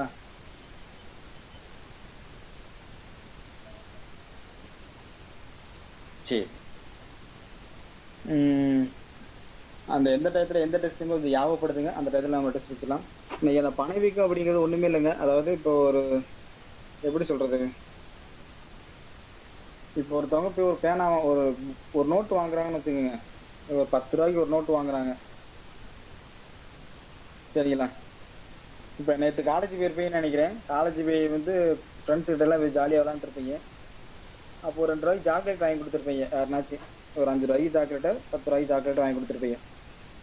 அதே 2022 அதே ஃப்ரெண்ட்ஸை மறுபடியும் சந்திப்பீங்களா அப்படின்னு சொல்லி எனக்கு தெரியாது. கண்டிப்பான முறையில் நீங்கள் சந்திக்க மாட்டீங்க. ஏன்னா பெண்களாக இருக்கட்டும் ஆண்களாக இருக்கட்டும் எங்கேயாவது பார்த்தா ஹாய் அவ்வளோதான் முடிஞ்சு வச்சு. பெண்களுங்கிறது ஆண்கள் டீ சாப்பிட்டு சரி பார்க்கலாம் மச்சான் அப்படின்னு சொல்லிட்டு போயிடுவாங்க. சரி பார்ப்போம் அப்படின்னு சொல்லிட்டு பெண்களும் போயிடுவாங்க. என்னத்த அப்படின்ன மாதிரி போயிடுவாங்க. அந்த மாதிரி ஒரு கேங்கு இருக்க இல்லாமல் தனியாக உட்காந்து படித்து அதோட பின்பற்றணும் அப்படிங்கிற பட்சத்தில் ஒரு 2-3 வருஷமா ஒரு கேங்காக இருந்து காலேஜ் லெவலில் கேங்காக இருந்து நம்ம போஸ்டிங் போகணும் அப்படிங்கிற ஒரு தன்னம்பிக்கையில் சில கூட்டங்கள்லாம் போயிட்டு இருக்காங்க. ஒரு நண்பர்கள் இருந்துக்கிட்டு இருக்காங்க. அப்போ ஒரு 10 ரூபாய்க்கு இன்னைக்கு ஒரு பொருள் வாங்குறோம் அப்படின்னா நாளைக்கு அதே பொருள் 12 ரூபாய்க்கு இருந்துச்சுன்னா அதே பணவீக்கம் முடிஞ்சு வச்சு. சிம்பிளாக சொல்ல போனால் அது எப்படி சார் அப்படின்னா, வாங்கிக்கிற பொருள் ஒரே பொருள் தான், அதோடைய நாட்களும் அதோடைய பணம் தான். இப்போ 10 ரூபாய்க்கு வாங்கினேன்னா 15 ரூபாய்க்கு மறுநாள் வாங்குறேன் அப்படின்னா அந்த 5 ரூபா தான் பணவீக்கம். அதான் பணத்தோட மதிப்பு குறைய அதோட பொருளோட மதிப்பு தான் அதிகரிச்சு பணத்தோட மதிப்பு குறையாது. ஆமா, அதுதான் பணவீக்கம் அப்படிங்கிறது. சிம்பிளான ஒரு விஷயத்த அவ்வளவுதான் விஷயம். ஆனா அந்த பணவீக்கத்துல இருந்து ஒரு கொஸ்டின் கேட்டுறான் எப்பனாச்சு. அதனாலதான் அதை நான் உங்களுக்கு சொல்ல வேண்டிய கட்டாயத்துக்கு வந்துடுறேன். சரி, ஓகே, சரிங்க. இன்னைக்கு கிளாஸ் போகுதுன்னு நினைக்கிறேன். இன்னைக்கு சந்தேகம்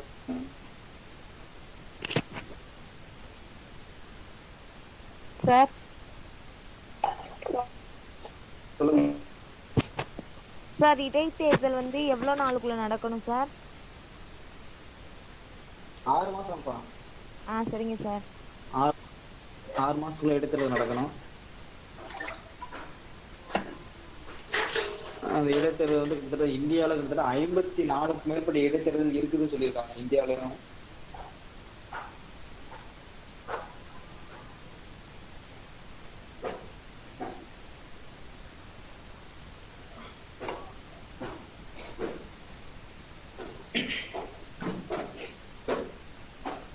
சரி, ஓகே. சரிப்பா, வேற சண்டே இருக்குதுங்களா இன்னைக்கு? எதுவும் கிளாஸ் க்ளோஸ் பண்ணிடலாம் இன்னைக்கு. ஞாயிற்றுக்கிழமை நம்ம சந்திக்கலாம் ஒரு புதிய விஷயத்தோட, புதிய ஒரு டாபிக்கோட. ஞாயிற்றுக்கிழமை நம்ம வந்து இந்திய பொருளாதாரத்தை நம்ம முடிக்க போகிறோம். இந்திய பொருளாதாரத்தை ஞாயிற்றுக்கிழமை முடிக்க போகிறோம். ஞாயிற்றுக்கிழமை மிஞ்சி போனால் திங்கக்கிழமை முடிச்சிடும். இது ஏன் சொல்கிறேன் அப்படின்னா, அடுத்தடுத்து டெஸ்ட்டு தான் வந்துக்கிட்டு இருக்கோம். அது நீங்கள் கொஞ்சம் தயாராக இருந்துக்கோங்க. இல்லை சார் நான் படிக்கவே இல்லைன்னா உட்காந்து தனியாக உட்காந்து படிக்க ஆரம்பிச்சிருங்க. டெஸ்ட் எப்போ வச்சுக்கணும் அதுக்கேற்றமாக வச்சுக்கலாம். ப்ளஸ்ஸு ஒரு சுய பரிசோதனை நீங்கள் செஞ்சுக்கணும்.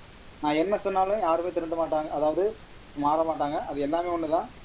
ஒரு விஷயத்த நீ மாற்றினா மட்டும்தான் உண்டு. விஷயத்தை நீ மாற்று அப்படின்னு நான் சொல்கிறேன். எப்பயுமே யாரை பின்பற்றி நீ இருக்கீங்கன்னா நீயா இருந்தால் போதும் அப்படிங்கிறத நான் சொல்கிறது. அப்போ ஒன்னே நீயே ஒரு விஷயத்துல இருந்து விலைக்கு ஒரு விஷயத்துல உள்ள நுழையிறதுக்கு முழு பொறுப்பு, முழு காரணமே நீ மட்டும்தான். அப்ப உன்னை நீ திருத்திக்க, அப்போ உன்னை நீ மாத்திக்க, அப்ப உன்னை நீ உள்ள ஜாயின் பண்ணிக்க. அப்ப உன்னுடைய வாழ்க்கைக்கு நீ தான் உதாரணம், நீ தான் முதல் படி, நீ தான் கடைசியும். முதலும் நீ தான், கடைசியும் நீ தான். எப்படி போகணும் எப்படி வரணுங்கிறத நீ மட்டும்தான் முடிவெடுக்க முடியும். அது உன்னுடைய வாழ்க்கை. சரி, இன்னைக்கு நான் கிளம்ப ஒரு நேரம் வந்திருக்குன்னு நினைக்கிறேன். அனைவருக்கும் நன்றி. 1 மணி நேரம் கொஞ்சம் இருந்தது, ரொம்ப சந்தோஷமா இருக்கு. நெக்ஸ்ட் கிளாஸ்ல கண்டிப்பா நம்ம மிகப்பெரிய ஒரு விஷயத்துல நம்ம சந்திக்கலாம். Thank you sir. நன்றிப்பா, நன்றிப்பா, தேங்க்யூ சார். நன்றிப்பா, நன்றிப்பா, தேங்க்யூ சார். நன்றிப்பா, நன்றிங்க, நன்றிங்க, நன்றிங்க.